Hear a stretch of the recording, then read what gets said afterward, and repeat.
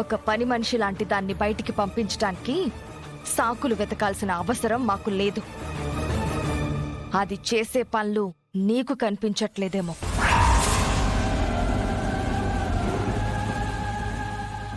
ఇంట్లో అందరికీ ప్రశాంతత లేకుండా చేస్తున్న దీన్ని బయటికి పంపించేస్తేనే కదా ఈ ఇల్లు బాగుండేది, ఇంట్లో అందరం బాగుండేది. నేను కక్ష పెట్టుకునే స్థాయి దీనికుందా? అదంటే పడకపోవడానికి దానికంత అర్హత ఏముంది? అదెంత, దాని బతుకెంత?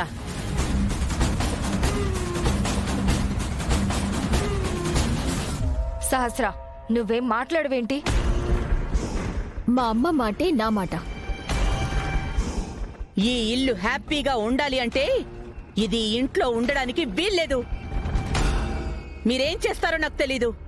ఇది మాత్రం ఇంకొక క్షణం ఇక్కడ ఉందంటే నేను ఒప్పుకోను.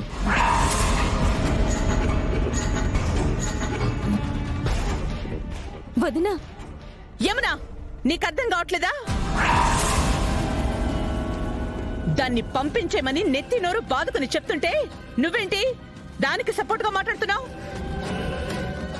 ఈరోజు ఎవరు అడ్డుపడినా సరే నేను మాత్రం ఆగను. అది ఇంట్లోంచి వెళ్ళిపోవాల్సిందే.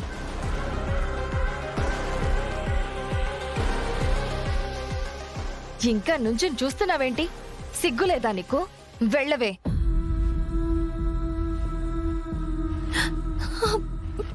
విహారీ గారికి నేను బయటికి వెళ్ళను అని మొన్న చెప్పాను.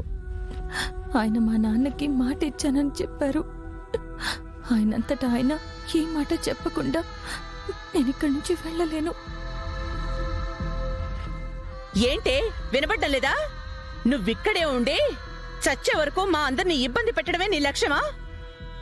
అందుకే వెళ్ళట్లేదా? ఎక్కడికైనా పోయి దూరంగా బతకవే. కావాల్సొస్తే నీ మొహాన డబ్బు పడేస్తాను. మేము హాయిగా బతుకుతాం ఇక్కడ.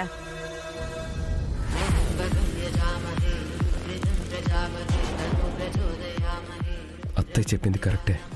తన ఇంట్లో ఉంటే తనంత మంచి చేసినా వాళ్ళకి చెడ్డే అవుతుంది.